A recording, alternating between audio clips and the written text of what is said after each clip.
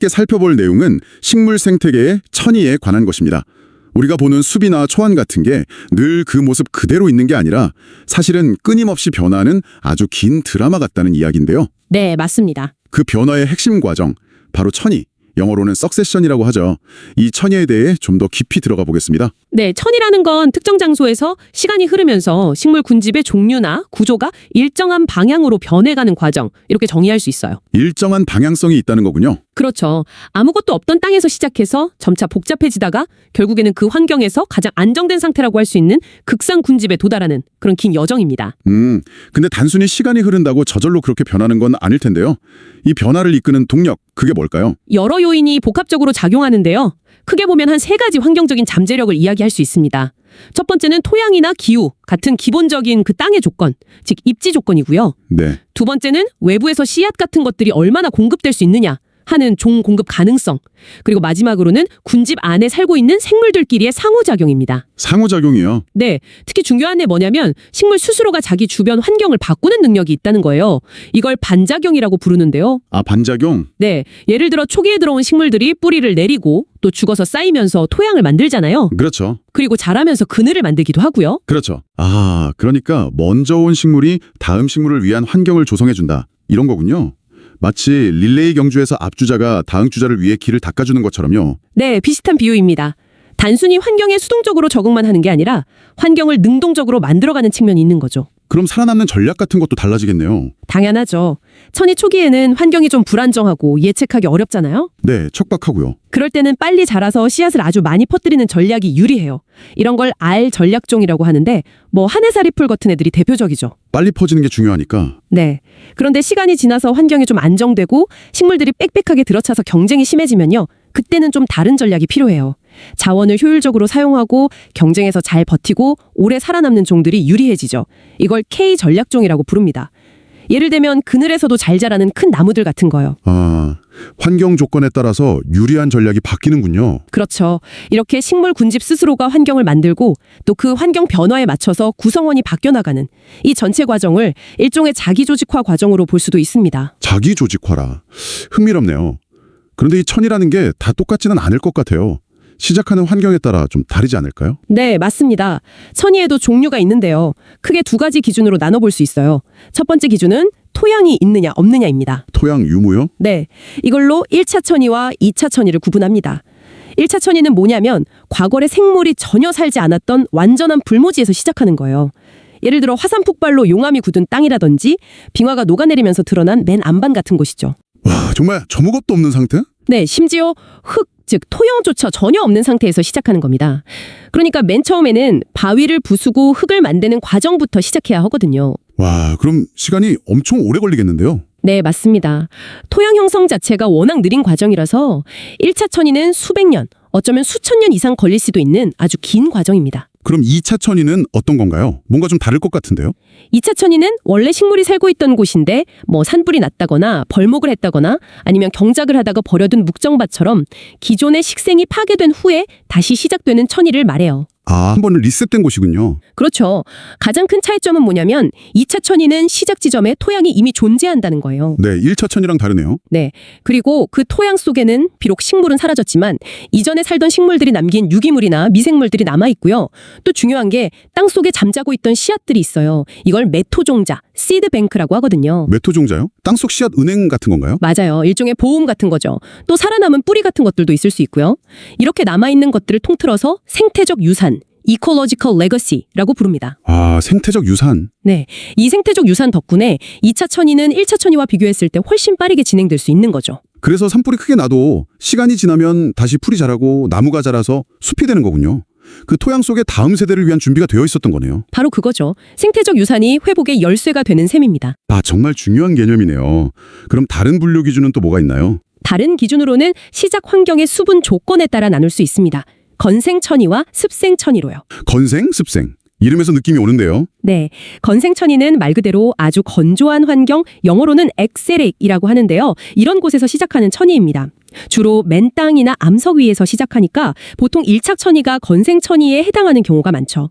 맨 처음엔 물이 거의 없는 곳에서 시작하는군요. 그렇죠. 그래서 초기에는 지해류나 이끼류처럼 건조에 아주 강한 개척자들이 들어와서 바위를 풍화시키고 조금씩 토양을 만들어요. 그러면서 점차 수분 조건이 조금 나아져서 중간 정도의 수분한 상태, 이걸 미직이라고 하는데 이 상태로 변해갑니다. 그럼 습생천이는 반대로 물이 많은 곳에서 시작하겠네요. 맞습니다. 호수나 연못, 늪지 같은 물 환경, 하이드릭 환경에서 시작하는 거죠. 처음에는 물속에 잠겨 사는 침수식물부터 시작해서 물 표면에 잎을 띄우는 부엽식물, 그리고 물가에 자라는 정수식물 순서로 식물 군집이 변해가요. 식물들이 자라고 죽고 하면서 그렇죠. 식물들의 사체가 계속 쌓이면 그게 유기물이 돼서 바닥을 메우게 되거든요. 그러면서 점차 물이 땅으로 변하는 육지화가 진행됩니다. 물이 땅으로 변하는군요. 네. 그러다 보면 결국 여기도 건생천이처럼 중간 정도의 수변한 상태, 즉 미직 상태로 수렴해가는 경향을 보입니다. 이거 흥미롭네요. 아주 건조한 데서 시작하던 아예 물에서 시작하던 결국에는 비슷한 중간 상태로 모인다는 거잖아요. 네, 그렇죠. 양극단에서 시작했지만 결국에는 식물이 살기에 가장 적합한 중간 지점으로 나아가는 경향이 있는 거예요. 이게 단순히 환경에 수동적으로 적응하는 게 아니라 생물 군집 스스로가 환경을 가장 살기 좋은 상태로 만들어가는 어떤 능동적인 과정이라는 걸 보여주는 것 같기도 하고요. 정말 그렇네요. 환경을 만들어가는 힘이 있다는 게 다시 한번 느껴집니다. 자, 그럼 이제 좀 더 구체적으로 우리나라에서 흔히 볼 수 있는 맨 땅에서 시작해서 울창한 숲이 되기까지 그 긴 드라마의 주요 장면들을 한번 따라가 볼까요? 어떤 식물들이 주인공으로 등장했다가 사라지는지 궁금한데요. 좋습니다. 주로 육상에서 일어나는 건생천이를 중심으로 단계별로 어떤 변화가 일어나는지 한번 살펴보죠. 세세한 식물 이름 하나하나보다는 각 단계의 특징과 주인공들의 생존 전략 변화에 초점을 맞춰서 이야기해보겠습니다. 네, 기대됩니다. 자, 첫 번째 장면. 개척기, 파이어니어 스테이지입니다. 아무것도 없던 맨 땅, 낮이나 바위 위에 생명의 첫 발을 내딛는 주자들이 등장합니다. 바로 지해류와 이끼류, 설태류죠. 돌에 붙어 있는 것 같은 그거요? 네, 맞아요. 정말 척박한 환경에서도 살 수 있는 강인한 생명체들입니다. 이들이 바위 표면을 아주 조금씩 부수고 또 죽어서 유기물을 남기면서 최초의 얕은 토양층, 원시 토양을 만들어냅니다. 이게 수십 년 혹은 그 이상 걸릴 수도 있는 첫걸음이에요. 정말 무에서 유를 창조하는 단계죠. 정말 대단한 개척자들이네요. 그렇죠. 두 번째 장면은 초안기, 허비시어 스테이지입니다. 이렇게 얕게나마 토양이 만들어지면 이제 바람 같은 걸 타고 씨앗들이 날아와서 싹을 틔울 수 있게 되는 거죠. 풀들이 자라기 시작하는 거죠. 드디어 풀밭이 되는군요. 네, 처음에는 빨리 자라고 씨앗을 많이 만드는 한해살이 풀들. 예를 들면 발행이나 명아주 같은 것들이 먼저 자리를 잡고요. 그 다음에는 좀 더 오래 사는 여러 해살이 풀들, 쑥이나 띠, 개망초 같은 것들이 들어와서 초원을 이루게 됩니다. 이 풀들의 뿌리는 흙을 붙잡아줘서 토양 유실을 막고 또 얘들이 죽어서 분해되면 토양을 더욱 비옥하게 만들죠. 다음 배우들을 위한 무대를 열심히 닦는 셈입니다. 풀들이 땅을 더 좋게 만드는군요. 네, 자 이제 세 번째 장면, 관목림기, 슈럽 스테이지입니다. 토양이 좀 더 두터워지고 비옥해지면 이제 풀보다는 키가 큰 식물들이 들어올 수 있게 돼요. 바로 키 작은 나무들, 관목들이죠. 관목이라면 예를 들어 어떤? 쌀이 종류나 찔레꽃, 진달래, 산딸기 같은 것들이 대표적입니다. 이때부터는 식물들 사이에 본격적인 키 경쟁, 다시 말해 햇빛을 더 많이 차지하기 위한 경쟁이 시작됩니다. 숲의 모습도 좀 더 입체적으로 변하기 시작하고요. 이 관목들은 자라면서 풀들에게 그늘을 만들어주기 때문에 풀들은 점점 살기 어려워지고 환경이 또 한 번 바뀌게 됩니다. 드디어 나무가 등장하면서 경쟁이 본격화되는군요. 다음 단계는 뭔가요? 네, 이제 네 번째 장면, 양수림기입니다. 드디어 우리가 흔히 생각하는 숲의 모습을 갖추기 시작하는데요. 키 큰 나무, 즉 교목이 등장합니다. 그런데 이 첫 주자들은 아주 특별한 성질을 가진 나무들이에요. 바로 양수, 햇빛을 아주 좋아하는 나무들이죠. 햇빛을 좋아하는 나무요? 네, 우리나라에서는 대표적으로 소나무나 리기다 소나무, 또 자작나무 같은 것들을 꼽을 수 있습니다. 이 양수들은 몇 가지 특징이 있는데 첫째로 성장이 아주 빨라요. 그리고 씨앗이 가볍고 바람에 잘 날려서 빈 땅에 빨리 퍼져나가 정착할 수 있죠. 일종의 속도전에 능한 겁니다. 빨리 빈 땅을 차지하는 전략이군요. 그렇죠. 그래서 척박한 땅을 개척하는 이미지가 강해요. 그런데 이들에게는 치명적인 약점이 하나 있습니다. 바로 그늘을 아주 싫어한다는 거예요. 햇볕을 좋아하니까 그늘은 싫어한다. 그럼 뭔가 문제가 생길 것 같은데요? 바로 그 점이 다음 단계를 이끌어냅니다. 다섯 번째 장면은 호남림기, 일종의 전환기라고 할 수 있습니다. 양수들이 빽빽하게 자라서 숲의 위쪽, 그러니까 나무들의 가지와 잎이 하늘을 덮는 지붕 같은 부분, 이걸 임관이라고 하는데요. 네, 임관. 이 임관이 빽빽하게 형성되면 숲 바닥에는 빛이 거의 들어오지 않게 됩니다. 깊은 그늘이 지는 거죠. 그렇죠. 소나무 숲 아래는 좀 어둡잖아요. 맞아요. 이 그늘은 햇빛을 좋아하는 양수 자신의 어린 나무들에게는 생존하기 아주 어려운 환경입니다. 씨앗이 떨어져 싹이 터도 제대로 자라지를 못해요. 아, 자기들이 만든 그늘 때문에 자기 후손은 못 자라는군요. 네. 그런데 이 그늘 환경이 오히려 기회가 되는 나무들이 있습니다. 바로 그늘에서도 잘 견디고 자랄 수 있는 음수들이죠. 음수? 그늘을 좋아하는 나무? 꾸준히 자라나고 있는 상태가 됩니다. 양수와 음수가 함께 섞여 있는 호남림이 되는 거죠. 숲의 주도권을 둘러싼 보이지 않는 경쟁, 세대 교체가 치열하게 일어나는 과도기라고 할 수 있습니다. 와, 정말 흥미진진한데요? 그럼 마지막은 어떻게 되나요? 네, 드디어 6번째 장면, 마지막 클라이맥스, 바로 음소림기 클라이맥스 포레스트 스테이지입니다. 시간이 흘러서 먼저 자리를 잡았던 양수들이 수명을 다하거나 태풍 같은 걸로 쓰러지게 되면 숲의 임관에 빈 공간, 숲틈, 캐노피 갭이 생기게 됩니다. 하늘이 보이는 구멍 같은 거군요. 네, 그러면 그동안 그늘 아래서 천천히 자라며 기회를 엿보던 음수들이 마침내 햇빛을 받게 되잖아요. 그럼 이때다 하고 아주 빠르게 자라서 그 빈자리를 차지하고 숲의 상층부, 즉 임관의 주인이 됩니다. 아, 기다린 보람이 있네요. 그렇죠. 중요한 건 이 음수들은 양수와 달리 자기들이 만든 그늘 아래에서도 자기 어린 나무들을 키울 수 있다는 거예요. 아, 그게 결정적인 차이군요. 네.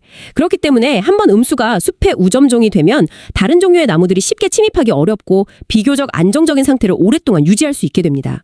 이렇게 천이 과정을 거쳐 최종적으로 도달한 안정된 상태의 숲을 바로 극상림, 클라이맥스 포레스트라고 부르는 겁니다.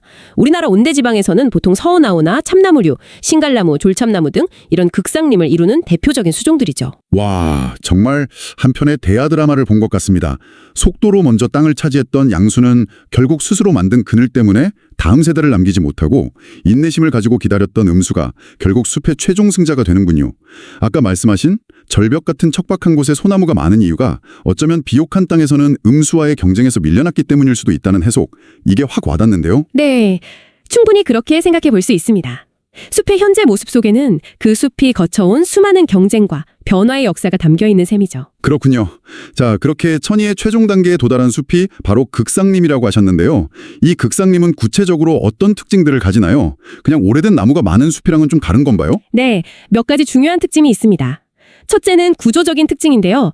극상림은 단순히 키 큰 나무만 있는 게 아니라 키 큰 나무, 교목층, 그 아래 중간 키 나무, 아교목층, 더 작은 키의 나무, 관목층, 그리고 바닥의 풀, 초본층까지 여러 층으로 이루어진 아주 복잡한 수직 구조를 가지고 있습니다. 층층이 다양한 식물들이 사는군요. 그렇죠?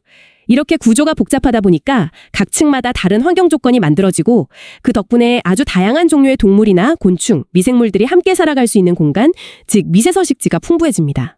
결과적으로 생물 다양성이 매우 높다는 것이 극상림의 가장 중요한 특징 중 하나입니다. 구조가 복잡해서 다양성이 높다. 일리가 있네요. 네. 그리고 두 번째 특징은 안정성입니다. 이렇게 복잡한 구조와 그 안에서 얽힌 다양한 생물들의 상호작용, 즉 먹이금을 덕분에 외부에서 어떤 교란, 예를 들어 병충해가 발생하거나 약간의 기후변화가 있더라도 숲 전체가 쉽게 무너지지 않는 저항력, 리지스턴스가 크고요. 또 설사 일부 피해를 입더라도 원래 상태로 되돌아가는 회복력, 리질리언스도 높습니다. 그래서 생태적으로 매우 안정적인 상태라고 할 수 있죠. 아, 그럼 극상림이 되면 이제 더 이상 변화는 없는 건가요? 완전히 정적인 상태? 아, 그건 아닙니다. 좋은 질문인데요. 극상림을 변화가 완전히 멈춘 상태로 생각하기보다는 동적 평형 상태로 이해하는 것이 더 정확합니다. 동적 평형이요? 네. 겉으로 보기에는 큰 변화 없이 안정적으로 보이지만 그 내부를 자세히 들여다보면 끊임없이 작은 변화들이 일어나고 있다는 뜻이에요. 예를 들어 늙은 나무가 수명을 다해 쓰러지면 아까 말한 숲틈이 생기고 그 자리를 새로운 어린 나무가 자라서 메우는 과정이 계속 반복되거든요. 아, 작은 규모의 죽음과 재생이 계속되는군요. 그렇죠. 이런 작은 규모의 교란과 재생 과정이 오히려 숲 전체의 건강함과 다양성을 유지시켜주는 원동력이 되는 겁니다. 완전히 고정된 상태가 아니라 끊임없이 미세하게 변화하면서 전체적인 균형을 유지하는 거죠. 그렇군요. 끊임없는 작은 변화가 오히려 큰 안정성을 만든다니 이것도 참 흥미로운 점이네요. 이런 극상림이 가지는 가치는 그럼 생물 다양성이 높다는 것 말고 또 어떤 게 있을까요? 우리에게 중요한 이유가 있을 것 같은데요. 물론입니다. 생물 다양성 자체가 중요하지만 우리 인간의 삶과 직결되는 아주 중요한 역할들을 하죠. 바로 생태계 서비스, 이코시스템 서비스를 제공한다는 점입니다. 생태계 서비스라면 구체적으로 어떤 것들을 말하나요? 예를 들면 울창한 숲은 대기 중에 이산화탄소를 흡수해서 기후변화를 완화하는 데 도움을 주고요.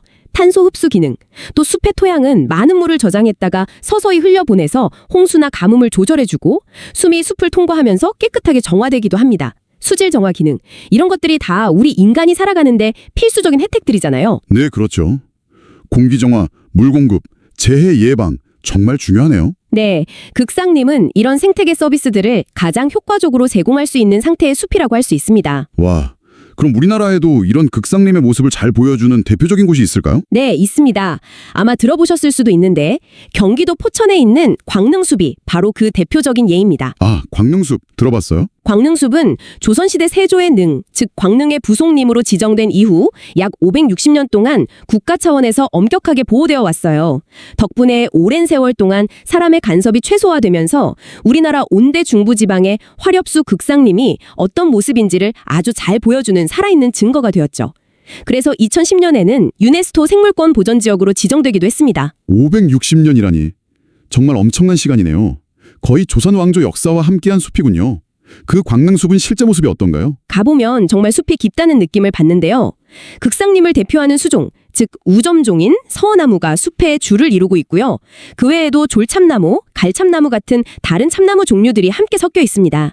그리고 중요한 것이 갓 자라기 시작한 어린 나무부터 수령이 수백 년에 달하는 아주 큰 고목까지 다양한 나이대의 나무들이 함께 어우러져 자라고 있다는 점이에요. 아까 말씀드린 복잡한 수직 구조가 잘 발달해 있죠. 다양한 세대가 함께 사는 숲이군요. 네, 그 덕분에 생물 다양성이 정말 놀라울 정도로 높습니다. 보고된 것만 해도 식물이 약 983종, 곤충이 3,932종 등등해서 총 6,251종의 생물이 살고 있다고 알려져 있어요.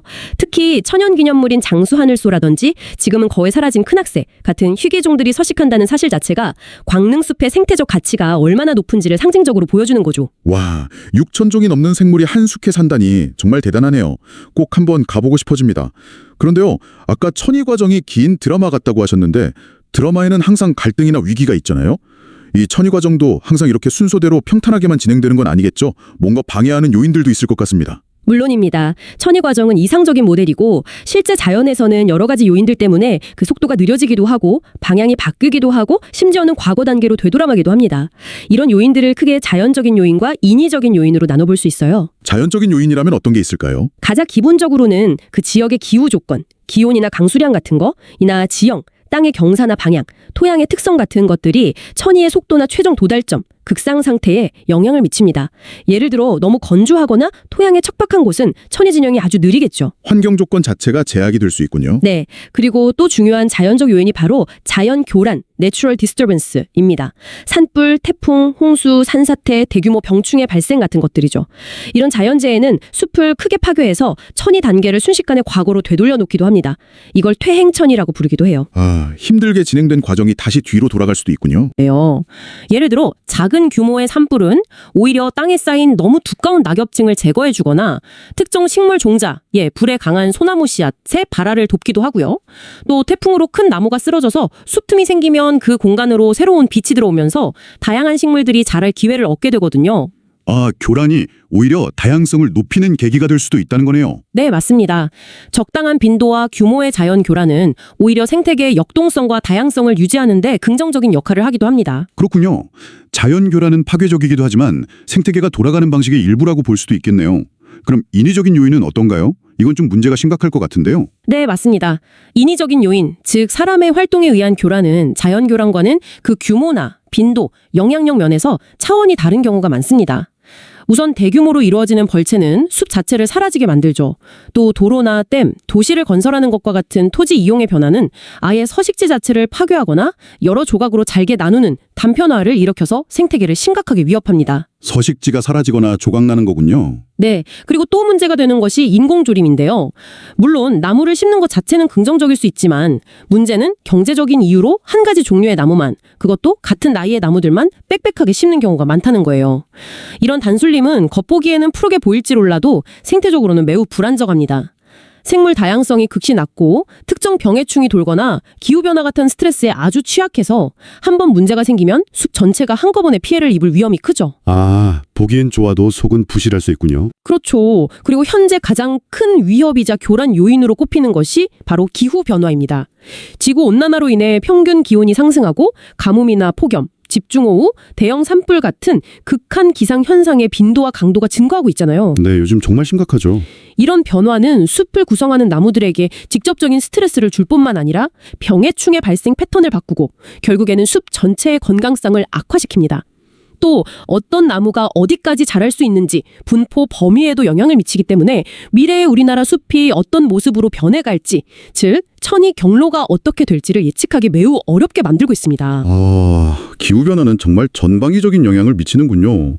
자연적인 교란은 그래도 생태계가 어느 정도 적응하고 회복할 수 있는 시스템의 일부였다면 요즘 우리가 겪는 인위적인 교란이나 특히 기후변화는 그 속도와 규모가 너무 커서 생태계가 따라잡기 어려울 정도라는 생각이 듭니다. 회복할 시간을 주지 않는 느낌이랄까요? 네, 바로 그 점이 문제입니다.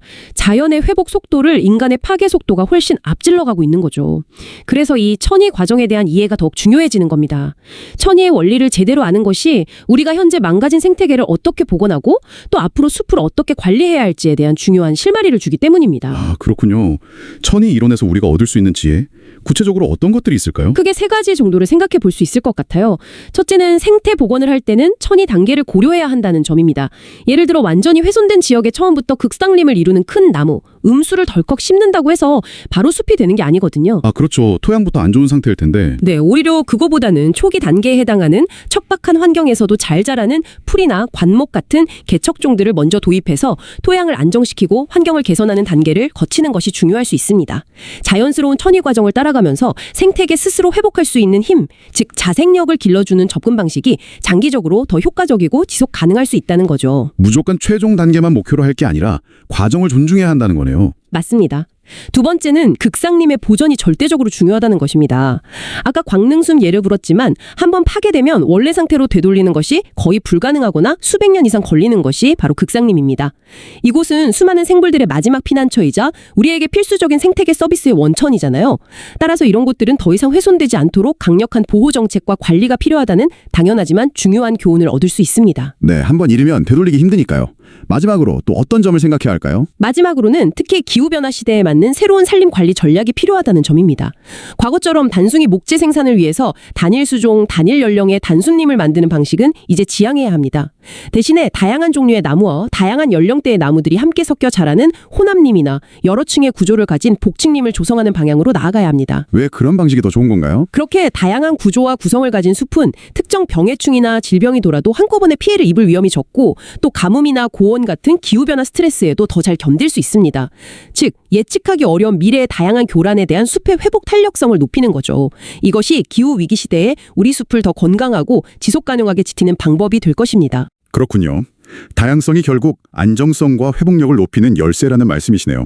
결국 숲이 가진 본래의 힘, 즉 스스로 변화하고 건강하게 유지될 수 있는 그 자연의 질서와 과정을 우리가 잘 이해하고 존중하면서 필요한 부분은 지혜롭게 돕는 자세가 중요하겠군요. 오늘 저희가 함께 살펴본 이 식물 군집의 역동적인 변화 이야기, 천이는 아마 당신이 앞으로 주변의 숲을 볼 때 그 속에 담긴 아주 깊은 시간과 생명들의 치열한 이야기를 읽어낼 수 있는 새로운 눈을 뜨게 해주지 않을까 생각합니다.